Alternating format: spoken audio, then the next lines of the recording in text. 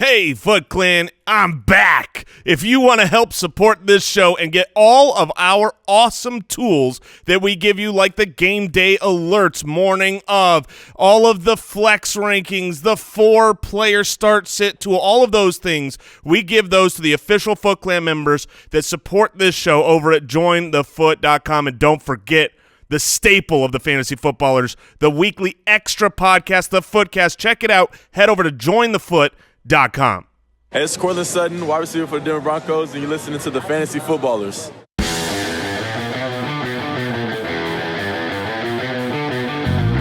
Welcome to the Fantasy Footballers Podcast, coming to you from Draft.com Studios with your hosts, Andy Holloway, Jason Moore, and Mike Wright. Welcome in. Jason's got his groove back. Oh, I'm back, baby. Yeah. My super team finally came through. They were super last week. Yeah, I still thought I was going to lose for a short while, but I got it done. I think you had the second most points scored in the league. Yeah, and this time I actually won with the second most points scored in the league. That's good. Brooks, congratulations. You are my co-owner for that awesome team. Thanks, Jason. You're welcome. Also, how'd you do in Dynasty? Okay. I love you, Brooks, but I beat you. Brooks is experiencing the pain of fantasy football that many of you out there may be experiencing. It happens to the best of us. Outside of our control, Brooks has the most points scored in our Dynasty League. The most. He's been dominant, and he's got a true competitor. He's 2-4. Ouch. Hey, I want to bring this up. For the Foot Clan, a lot of people out there struggling with, my team's been a great team, has a terrible record, right? Brooks, most points scored. This happens everywhere, and Mike has advocated for a scoring system in the past. And I just want to bring it up real quick so that maybe the listeners haven't heard of this before, and they're interested in bringing this up to a vote next year. Mike, why don't you explain? Sure. It's essentially that there are 2 points available per week. You get a point for winning your matchup, and then you get a point for being a top 6 scorer. We moved to this format in my money league 2 or 3 years ago, and I've really enjoyed it. The league has really enjoyed it.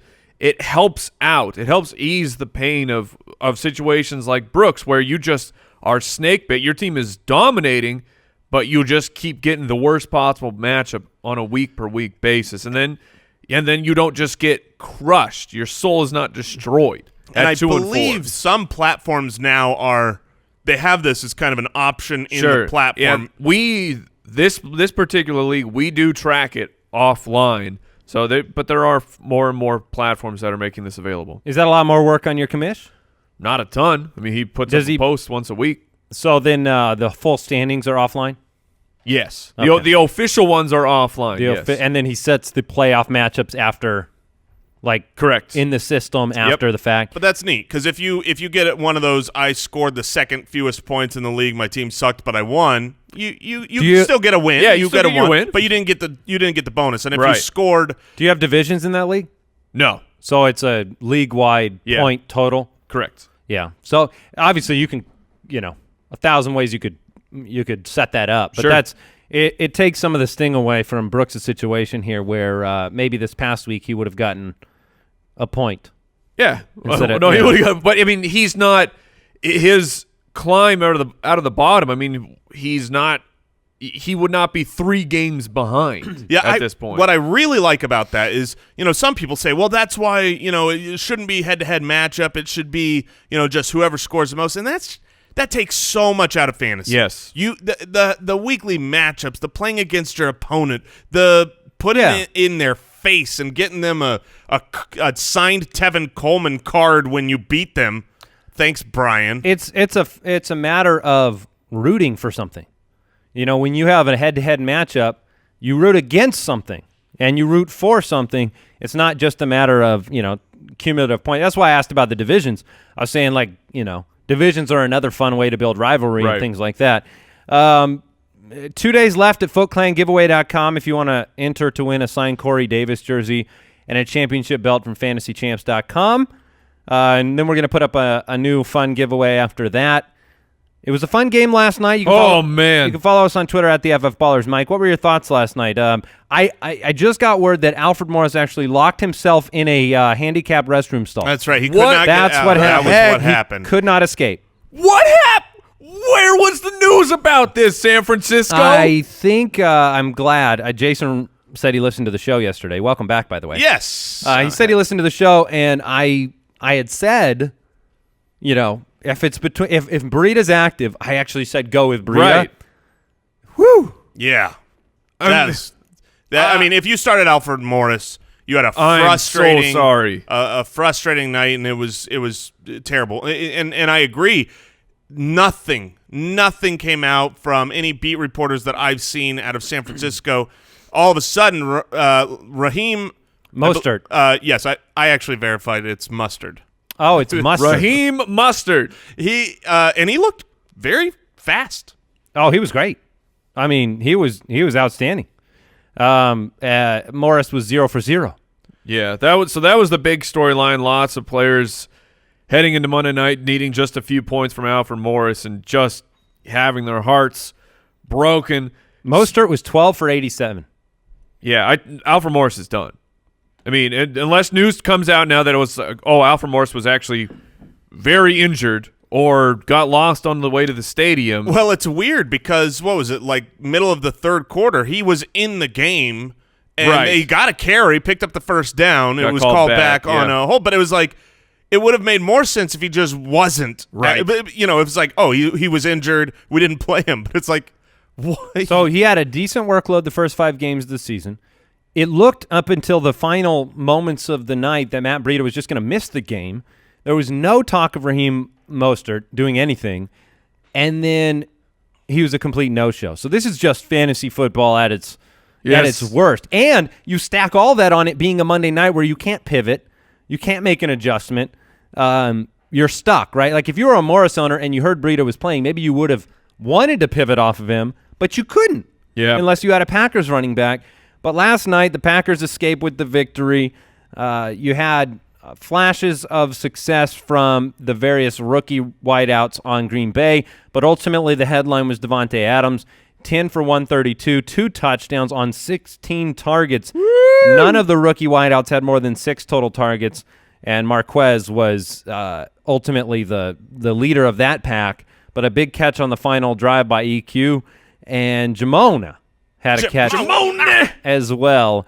So, look, Aaron Jones, again, over 5 a carry, but only 8 carries. It was so weird. They came out. And then the touchdown called back hurt you because now you got nothing from him. Yeah. Right when the game started, I had to listen before I could watch, and I was surprised Aaron Jones gets the start right off the bat.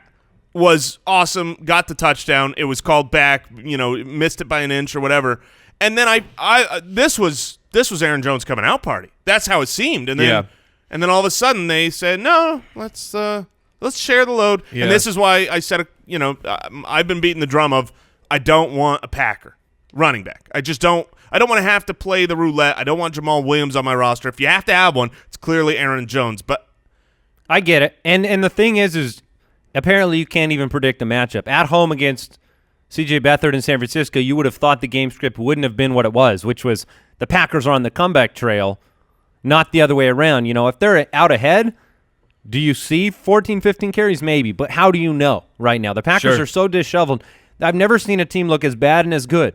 It was like a sandwich, and the middle was poop because it started, and it was great. They were on fire. I don't know. It almost seemed like Mike McCarthy said, I'm going to be innovative for the beginning of this game. I'm going to script out like 10 to 15 plays, and then I'm going to get back to my roots with the poop roots, and then I'm going to finish this game by just handing it over to Aaron Rodgers. Those the poots. The poots. Yeah. So, look, it wasn't good, but wait, let's talk about Marquise Goodwin on the other side. That's where I want the conversation to go. 4 for 126. 2 huge receptions, which were, these were excellent plays by C.J. Beathard, recognizing what the defense was doing and throwing Goodwin open.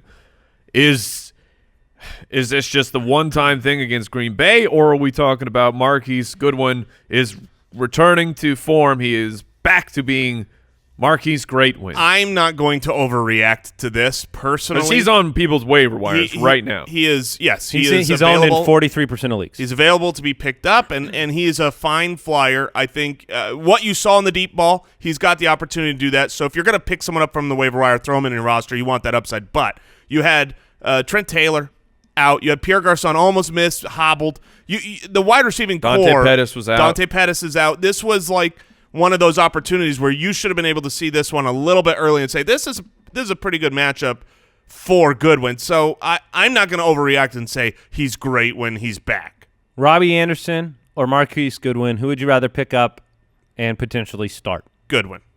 Ooh. I actually agree because I think Goodwin's the best wide receiver on his team. Yeah, that's fair. And Robbie Anderson. I think Robbie Anderson's probably the best wide receiver on his team. Who would you give that to? Kearse?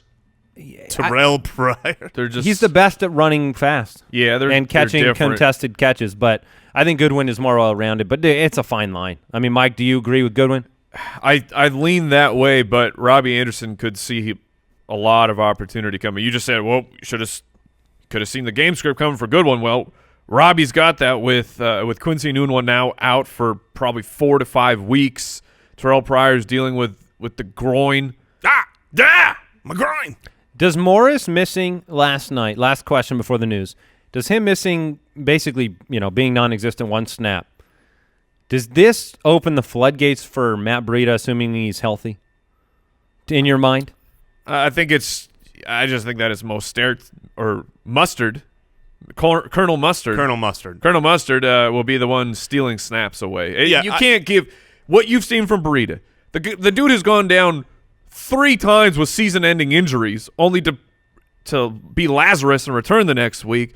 But you can't give him 20-plus touches a week. But from a physical profile, I like the fact that Mostert's the guy stealing the snaps because you saw Breida get a touchdown in the goal line situation, whereas Morris kind of That's fair. He personifies a goal line back. Yes. Whereas Mostert doesn't. Matt Breida he's going to be great. To me, he's a locked and loaded RB2. Yeah. Cool. News and notes from around the league. I only say cool because I'm sitting here in Dynasty struggling, staring at Marshawn Lynch and Carlos Hyde with their feet in the mud and these teams that they're so game script dependent. It's just it's troubling. All right. News and notes. Adam Schefter reporting that Cooper Kupp has been diagnosed with an MCL sprain. Not a season ender, but what's the story? That's usually a multi-week injury, unless you're O.J. Howard. Then you're just fine after your bye week. But you got to expect Cooper Kupp to miss some time. I imagine Breida would only miss a week too. Breida would miss time. He's full Wolverine. All right, Quincy Nunwa has a high ankle sprain. He's going to miss some time. Yes. Yeah, that's what we were talking about. We'll bring up Jermaine Kearse's name in a little bit. Yeah, absolutely. Devonta Freeman, Matt Bryant. Oof. They're both expected to be out for Week 7. That's a Monday Night Football game. Oof. It's better to know it now than to have game time decision. Not only is it better to know it now because of the Monday night, but when a player's going to miss, thank you for telling us this early because he's officially out, and I can leave him in my IR and not worry that he's going to turn into a queue and ruin all my waivers period, in the morning. So that's great. However, Devonta Freeman, Devonta Freeman and Dalvin Cook are probably the 2 guys that have wrecked people's team more than anybody because they've been in enough to start them accidentally when they shouldn't, but they've pretty much missed the season. Yeah, and to be ruled out for a Monday night game, and he got ruled out yesterday on Monday. Hopefully Freeman will be back in a week, but there's definitely concern. Ito Smith? Yes. All right, let's go to this news. Hugh Jackson confirming Baker Mayfield's ankle injury will not affect his Week 7 status. It's kind of, you probably normally wouldn't be considering Baker, but we talked about the schedule, and we talked, this week specifically with the bye weeks, Big Ben, Aaron Rodgers, Russell Wilson, they're all out. So if you're in a league that's deeper, if you're in a league where you need to find a streamer, he's at least worth a sideways glance. Oh, yeah. Yes. I believe he is. He would have been probably my stream of the week. I do worry about the ankle a little bit from swelling and ruining some of his mobility that, helps his game a lot. you saw he did not look the same in the second half this last week. So it's not going to ruin his availability to be the starter, but it could ruin his ability as the starter. Nice. Thanks. Nice. You that was good. Bills rookie Josh Allen will not snart. That's what you call it when Allen goes in. It's a snart. Yeah. It's funny, like the whole. It's more like a snort. We have such a weird view. Like Josh Allen, obviously, he's trying to do something with nothing in Buffalo. He's so much better than their other options. Yes. And yet is so relevant for fantasy football. There's a day coming where he's relevant. If they get him some weapons, just because he runs, man. Josh Allen's not going to start. Not considered a major injury, but he's probably going to miss more than 1 week. Yes. He'll definitely miss more than 1 week, in my opinion, based on the injury and some of the people that I've been reading. This means start your, get this, Colts. Yeah. And yes, I am willing to start the Colts defense against Buffalo. The over-under on 1 pick 6, I'm taking the over because Nathan Peterman is great at throwing touchdowns to that other team. Yep. Where's the bell sound? Oh, do you want the Pittsburgh Post-Gazette? They're reporting the Steelers don't expect holdout Le'Veon Bell to report to the team this week. Who knows? James Conner, Who owners knows what's rejoice. going? I mean, here's the thing. This could get messy for everybody. This is their bye week, so he can still return next week and be back in game action. But who knows?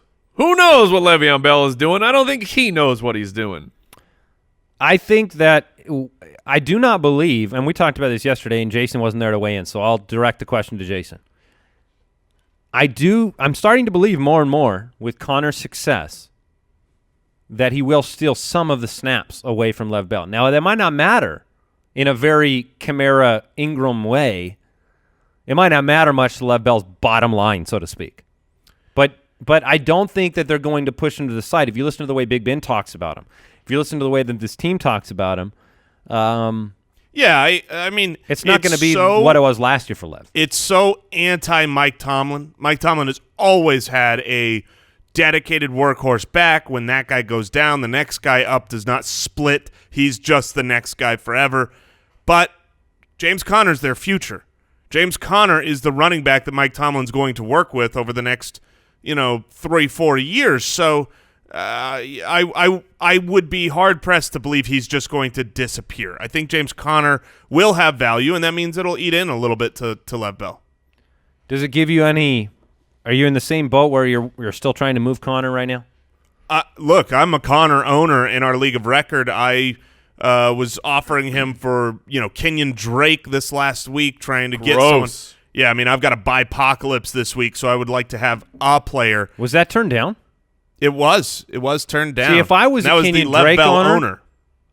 Really? Yeah, I was shocked. That's lunacy.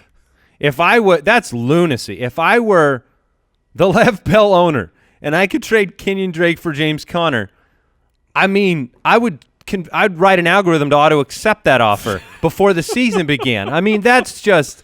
Yeah, that's rough. Because there is still the world where James Conner's relevant rest of the season. There is. And at worst, I mean, he may be Kenyon Drake's value with Lev Bell back. Wow, that's surprising. Derek Carr's on bye this week, mercifully. Ian Rappaport he can't hurt you this week. Ian Rappaport said that he left with an arm injury. His soul was also injured. Not in danger of missing time. And John Gruden said, "Dang it!" that he's not too injured. Yeah. That team is a full rebuild. And then this was comedic. Raiders seeking a first-round pick in exchange for Amari Cooper. Good luck. That's what I would put out in the media, too. This just in, the Cardinals want 3 firsts for Larry Fitzgerald. Yeah. He's a Hall of Famer. Cardinals seeking 11 first-round picks. All right, without further ado, we're going to get into the waivers. Before we do that, I want to thank today's sponsor, Eero. Eero is a home Wi-Fi system that brings you fast, reliable connection to every room of the house because, as they say, life's too short for bad Wi-Fi. Now, no matter where I've gone, and we got some nice internet out here, and everybody's dealt with that problem of, okay, this room's a little worse than that room's. Bad Wi-Fi is the worst. It is terrible. You should have great Wi-Fi. Now, I know Brooks has an Eero in his home, and he says it's been life-changing. Those are his words before the show. I've gone out and I've shopped for different Wi-Fi systems, and every expert says the same thing. Eero is far and away the best mesh system out there.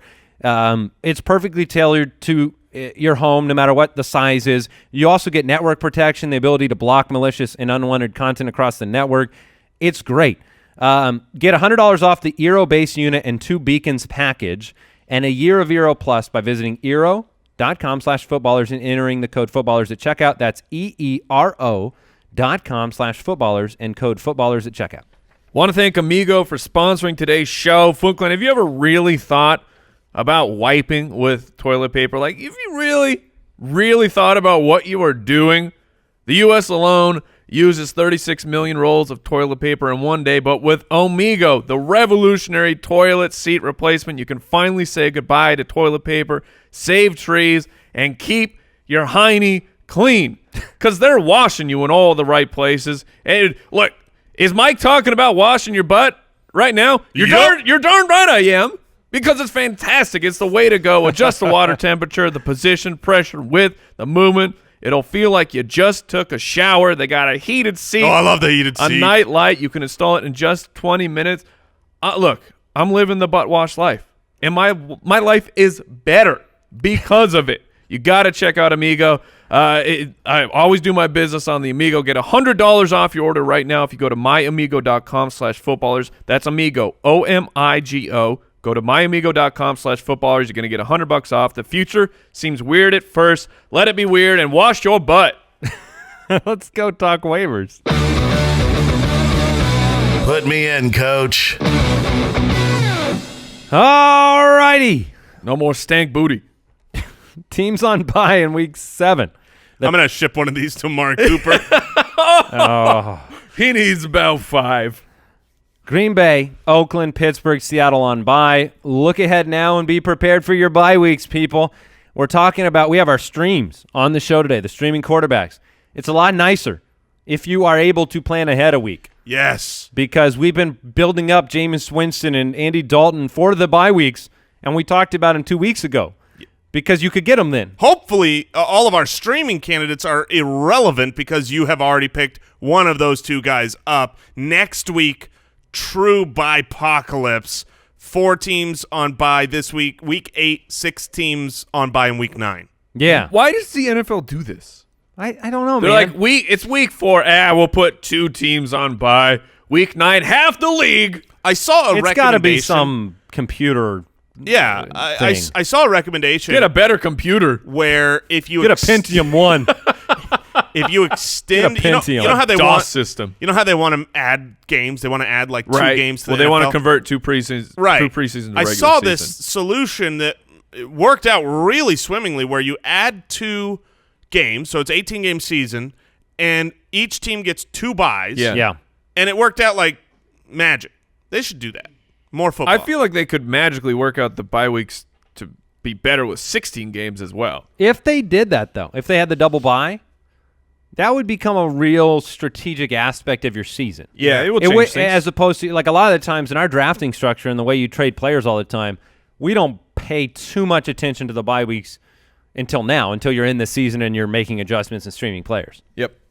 All right, let's start at the wide receiver position, and let's get into the main pickups, the main guys that I'm excited about. And number 1 on the list for me is far and away Jermaine Kearse. Agreed. Jermaine Kearse is a good player. He is a good wide receiver, and he has a competent quarterback.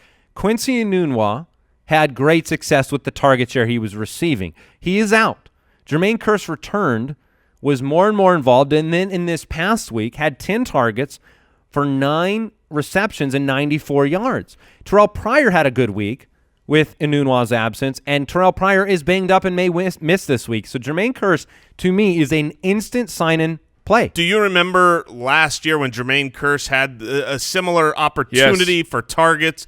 He had back-to-back weeks last year, 7 for 105 and a touchdown, followed that up with 9 for 157.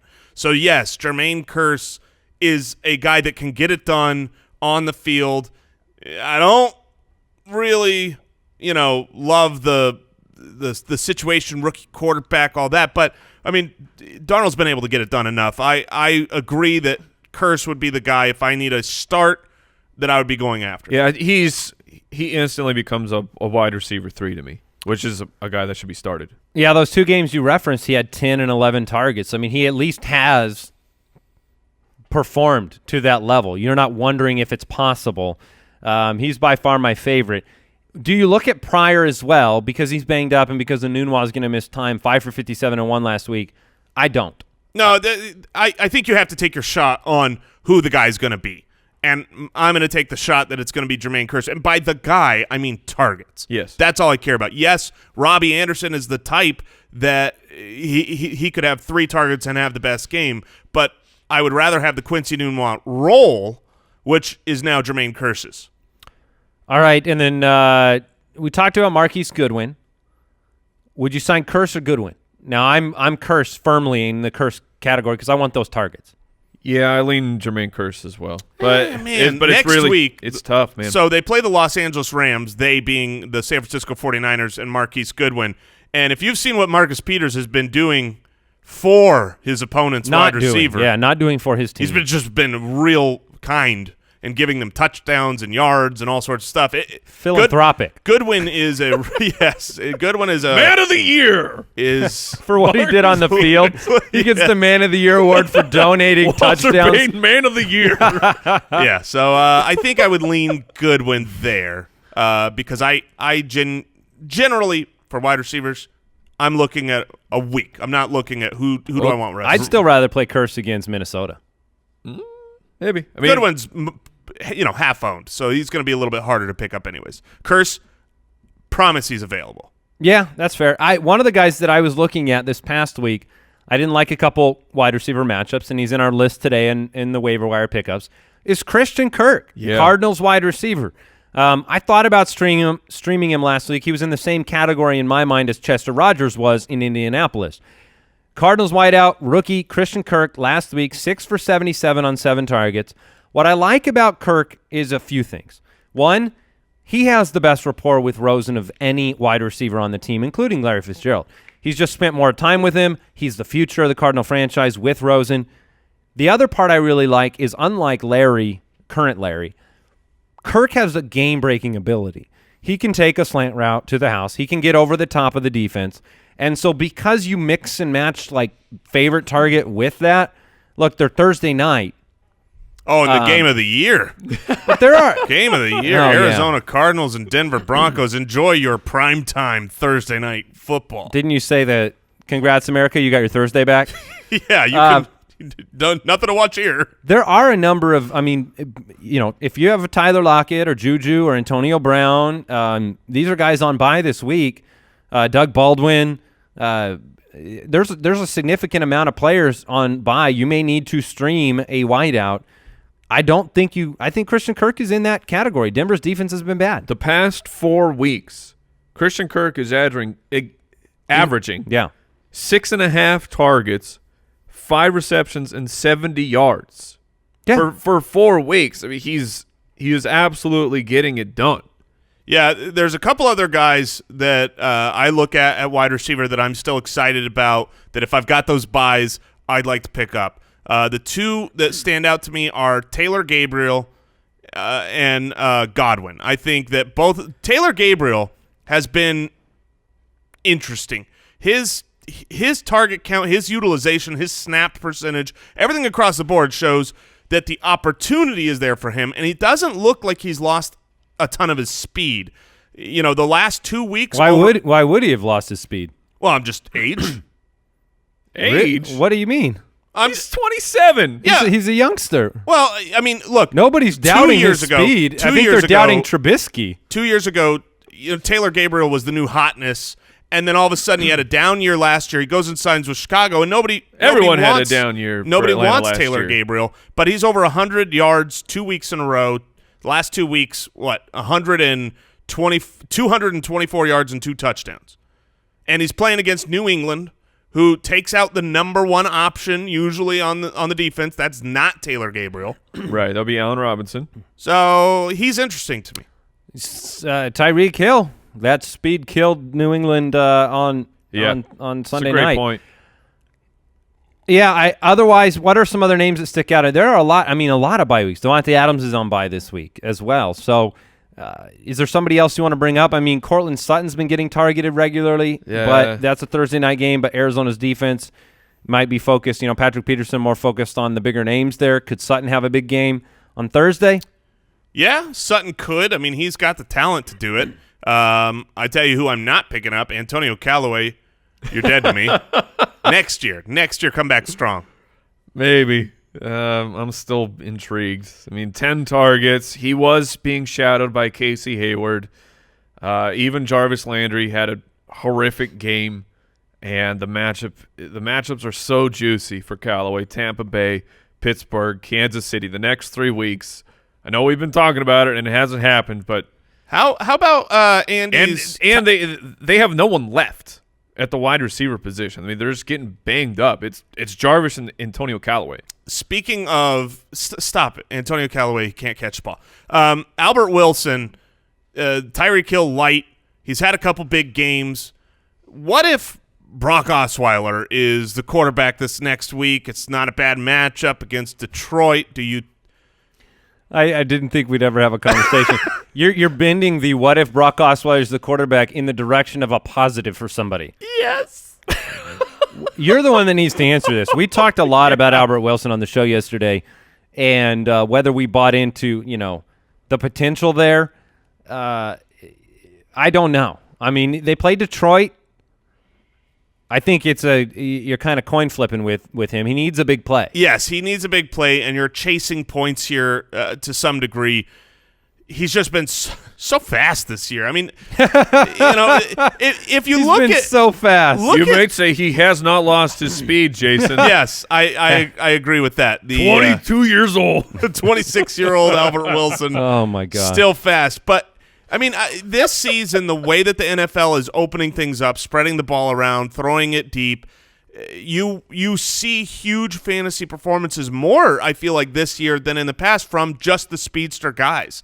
And so it is a little deeper. I would rather play Taylor Gabriel over Albert Wilson because I believe far more in the target volume and the quarterback than I do over Brock Osweiler. But I still think on this week where you've got all these buys, Albert Wilson is at least someone you should sniff. What about the name? By the way, he's the other than Tyreek Hill, he's got the fastest play on the season. Tyreek Hill has the 2 fastest plays on the season. At the end of the season, he'll have the 5 fastest plays of the year. Atlanta wide receiver Justin Hardy. I only bring his name up because Mohamed Sanu left the game with an injury. Calvin Ridley left the game with an injury. He had the MRI, things came back clean, but we'll see. He might miss some time. Yeah, I mean, it's a no for me. Okay. And that's because it's a Monday Night Football game. And so unless we have definitive news, because right now the head coach, Dan Quinn, is confident that both guys will be active on Monday night. I missed that news. And because of that confidence and because your waiver wire's tomorrow, I don't think Hardy's going to get picked up anyway, so maybe you can pick him up later in the week. I think it's a good name to bring up because if you get on Thursday, Friday, you hear both guys are out. Then he's a great play against the Giants. Yeah, he's an okay play. I still be Hooper and Julio and Tevin Coleman and other guys, but he's interesting for sure. You Josh still run Reynolds? the risk. When you pick up a guy like that, you run the risk of what happened to Sterling Shepard this past week, where it's like they always look like a good start, but they're still the 3rd or 4th pass-catching option on the team. You still run a risk. But Josh Atlanta's Reynolds? we'll get to Josh Reynolds. But my point for Hardy is Atlanta's playing a lot better on offense than they are. than the Giants are. Josh Reynolds. Andy's not interested I'm in Josh absolutely anti-Josh Reynolds. I am intrigued by I'm Josh with you, Reynolds. Mike. With Cooper Kupp, he's going to miss a couple weeks with the MCL injury. San Francisco as the matchup. No. Alert. No. I would flex Gerald Everett over Josh Reynolds if I had to play one of the two easily. 2 targets in the second half of the game. No. Don't do it. I want a Josh Reynolds water bet with Everett. Reynolds versus Everett. That's interesting. Only if Kupp is out. I mean, for this bet. Sure, yeah, obviously. Yeah, we'll see. San Francisco, Green Bay, I don't New generally Orleans. water bet on like who catches one pass, like which guy catches one pass. But No, I get it. Bark, bark, bark. No, totally makes sense. Let's talk about some running. You did right. do some Kelvin Benjamin water bets. Let's look at the Guy running. who catches one pass. Let's look. All right, running backs. Bark, bark, bark, bark, bark, bark. You're trying to Marty McFly. Yeah, I'm trying to. It's not McFly. Cooper Cluck here. Come on. Okay. Let's stop it. The running backs. Let's talk about them. Probably owned, but worth peeking at would be the 2 from Philly. We talked about them last week. Corey Clement, Wendell Smallwood. I think Clement's going to be the one with the upward trajectory here. Smallwood's still involved, still startable. They play Carolina at home this next week. Any thoughts on those 2 guys other than what I just said? It's New England light. You can start both guys every week, and Corey Clement will be the Sony Michel role, and Wendell Smallwood will be more of the James White role. Neither one anywhere near as good, but yeah, and probably owned. Marlon Mack, are you interested? 12 for 89 last week. Certainly the guy. Faces Buffalo this week. Buffalo's been they've been pretty good the last few weeks on defense, but still a guy that had a week like that who seems to be the main backfield player, had 2 targets. Marlon Mack's been your guy for a long time, Jason. Yeah, no, I'm absolutely interested in Marlon Mack. I said before the season I was in on Mack prior to the injury because when I went back and I watched every snap that I could find of Marlon Mack, of Nyheim Hines and Jordan Wilkins and Robert Turbin and all those guys, I came away saying the clear best running back is Marlon Mack. I know it wasn't unanimous here, but that was my take. He got injured. He's been off the field. But as soon as he got back, he looked great. This is an offense that's moving the ball with Andrew Luck. I would absolutely pick him up, take a shot at having the starting running back who in a valuable offense. Yeah, he's worth the pickup to me. Gets to take on Buffalo and Oakland. Marlon Mack is not game script proof. He was vastly outsnapped by Nyheim Hines. Now, Marlon Mack had the production. I understand that. But he played about 35% of the snaps. Having said that, the game script should be better for the Colts against Buffalo, against Oakland for the next 2 weeks. But the Colts' defense is so rough. I don't know if I wouldn't consider Marlon Mack a real long-term solution. Yeah, but he's very capable for the next 2 weeks for a bye week fill-in. I'm still not convinced that the snap count was not partly due to the fact that he's getting back from being injured the whole season. I never thought that they were going to just bring him back in and be like, okay, 60% snaps, get on the field, you're the guy. Yeah, I look at that situation like I don't know if I buy into the sentiment that it's a good offense. I don't think it's a good offense. And you can look at the tape and watch all those guys. I look at that like, okay, I'm going to serve you the best green beans anybody's ever made, but I don't like green beans. So you can make it look as nice as you want. A lot of people like green bean casserole, but I don't. You need to have my spicy green beans that I make with the red. Do you take the flakes? Do you take the green beans out? Yeah, you make it taste not like green beans. Oh, it's so good. Mike, do you like green beans? No. No, they're bad. I love green beans. Look, you can make something that's bad and give me the best version of it, but I still don't want to touch it. That's fair. And that's Marlon Mack, the green beans. So who would you be making your play after then? Marlon Mack at the running back position. At the running back position, you need to start this week. Look, unfortunately, I think you can start. If you have to, you can start the eternal one. Oh, he is infinite. He is all. He is Frank. Look, Frank Gore, you could start him. You need to keep your eye on Deonta Foreman. Not because he's active or going to be active this week, but because Deonta Foreman has the ability to potentially be the guy, I would say 4 weeks from now. I don't think there's any chance he's the guy before that because coming off the Achilles injury, you're not going to give a guy like that a full workload, right out of the gate, but he's somebody I'm paying attention to, and then Latavius Murray if he's out there because even though it's Arizona, 24 carries gets me a little excited. A little flustered? Yeah. I think Peyton Barber is another player to look at. 33% owned. I'm sure he's been dropped a lot recently because I thought the move was happening. They were on bye. Done. Everyone, thought it was switching over to Ronald Jones, and it's not. It's Peyton Barber's team, and so he's the starting running back. I know he was poor as the starting running back the first few weeks. We say this all the time. There's just not starting running backs out there on the waiver wire. Are you picking up Gore or Barber? Barber. I'll take the high-flying offense of Tampa Bay. I'll take the risk. Yeah, that's fair. More odds of better odds of a touchdown. And Peyton Barber is featured. There's a weekly article on the fantasyfootballers.com, and writers do a great job. They go break down some film, and Peyton Barber is in the week 7. So I encourage people to go check that out on the website. Did you mention he outsnapped Jones? We did not. 62% to 18%. Yeah, and touches 17-4. Yeah, it's not a situation I'm like dying to get myself into.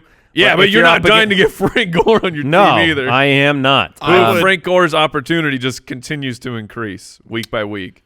Over Frank Gore and probably even over Peyton Barber this week only, if I need a start, Ito Smith has been out there. This is a great matchup against the Giants. He's been kind of playing that Freeman role light. He's actually in there in the red zone. He's kind of the Freeman-shaped guy, 5'9", 200 pounds, and he's been getting the red zone. Hasn't lost his speed yet. No.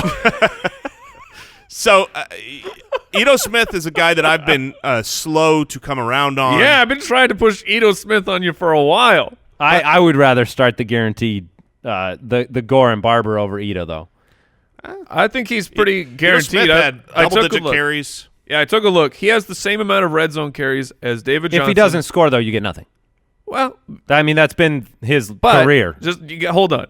Same red zone snaps. His career is like 4 games long. What? But in each game, look, 3 for 5 and a touchdown. Sure. 3 for 5. That was last week. That was when Freeman was also in. Okay, the week before that when he was out, 7 for 35 and a touchdown. This past week, 11 for 22. He's not breaking long plays.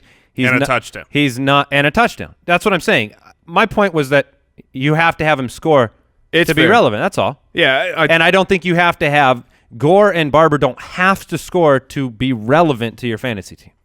That's my point, because Gore last week was a 100-yard rusher. Maybe. Ito Smith was a 22-yard rusher. Is there anybody here, the whole list, that you would spend up for your fab or burn your waiver wire priority list on? You need a start. Is there anyone that you say, I've got to make sure I get this guy over that guy? No. Only if you happen to be in one of those leagues where the Philadelphia runners are still available. Agreed. All right, let's move on. Tight ends.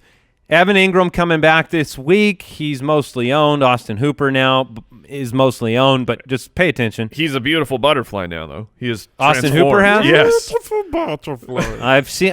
He's not NBA jamming on me yet. He's heating up, man. He's heating up, but that's not enough. All right. I've seen this movie 1,000,000 times, and it's usually starring Jared Cook. Yeah, 2 weeks does not a career make. Austin Hooper needs to do it again against the Giants to solidify himself as a top 10 tight end in the NFL. Once the glass is broken, Andy, you can't put it back together. It's Austin Hooper time. It's nice that they have been using him in this role with their porous defense. And we've seen Matt Ryan. I mean, we forget Matt Ryan used to use Tony Gonzalez a ton. And to see Hooper kind of grow into that role, he's definitely a weekly start for me right now. He's not a must pick up and start. I'm not going to be dropping other, Trey Burton. I'm not going to say, I've got nine receptions 2 weeks in a row. I'm not going to drop Trey Burton for Austin Hooper now. I mean, Trey Burton's confusing. He keeps scoring, but he's getting 2 receptions.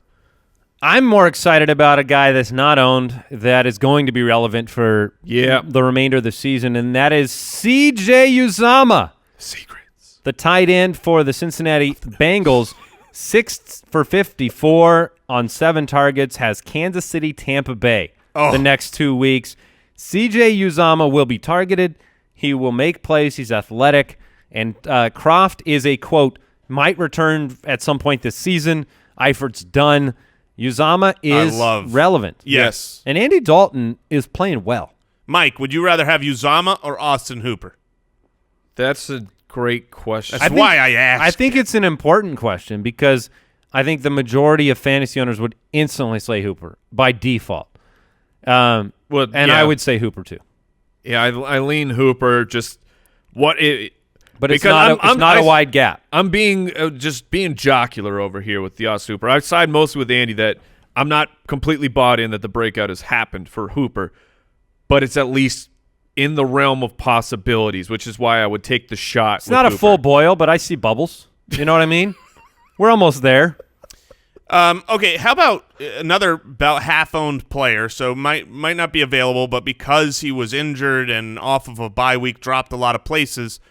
Where does O.J. Howard mix in with those other 2 players? To me, the top. Yeah, I was going to say I would rather have O.J. Howard than either of those other guys. Agreed. Because the ceiling is enormous, like he is. Yeah, I completely agree. And if you're having tight end struggles, the Vance McDonald, he's available in half of leagues, but he's going to be on bye so he'll this be week. Dropped. There is a great chance that he is dropped. Vance McDonald is the type of tight end that I would hold on to. If I have to double up, gross, I get it. If I have to double up at the tight end position to cover Vance McDonald's bye week, I would not drop him. There's just so many teams that will be forced to drop him because you don't always have enough players to drop on a bye week. You know, if you've got not only him on bye week, if he was your only tight end, but let's say you've got another running back or wide receiver on bye, you're not going to be able to drop a lot of people. Vance McDonald will be dropped a lot of places. If you've got the roster spot, pick him up. I'm just looking at the game log for Austin Hooper. All of last season, he had 1 game in which he had 9 targets in all of last year. Yeah. And then this year, that's why it's been 4, nuts. 5, 4, and 2. These are he's never had double-digit targets, and now he's had it in 2 straight weeks. It's very interesting. It's very scary. I think he's a good, not great athlete. This is like full fire. Yeah, it's NBA Jam rules, man. Yeah. He's heating up. If he catches fire this week, he's Stay in the flames. Stay in the flames, and if he misses, then he's over. He's got to start over. He just falls down a tier into that kind of you hope you get something tied in category. Full stream ahead.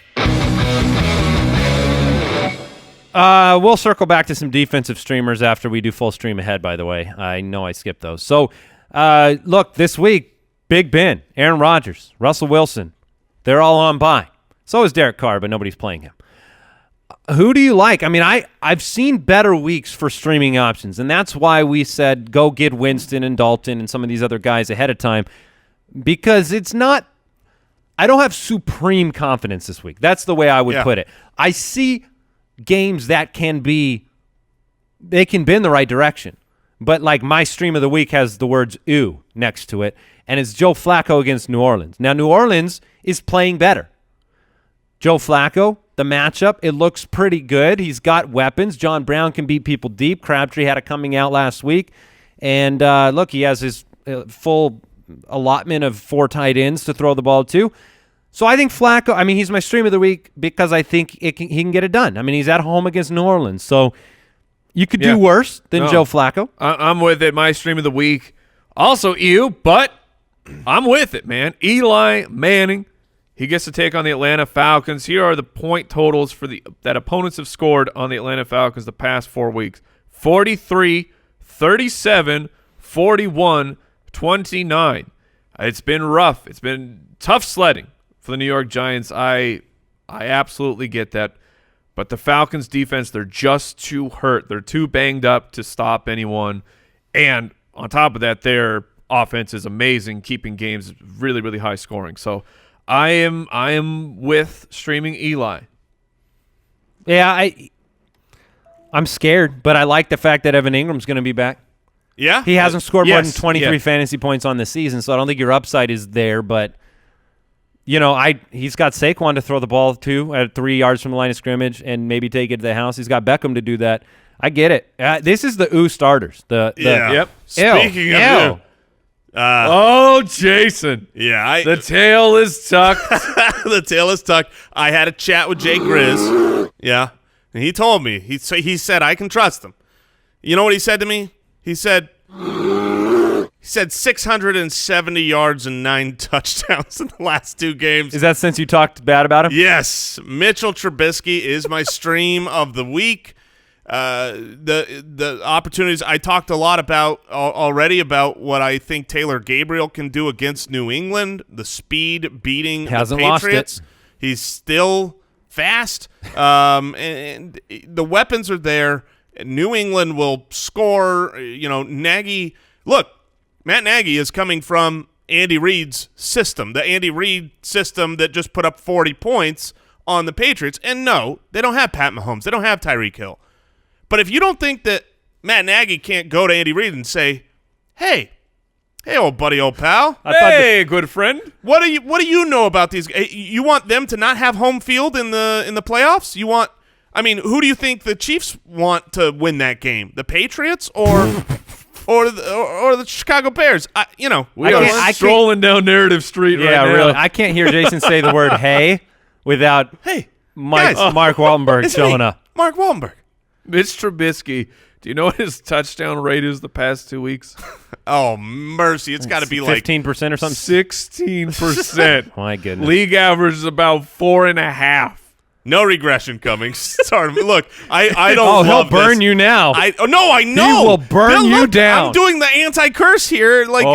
Bears fans should be really disappointed in what you're doing right now. Yeah. I motivated Mitchell Trubisky 2 weeks ago to catch fire, and now I'm saying, hey, Truth Bisky, you're so good. Watch him burn it down. Burn it.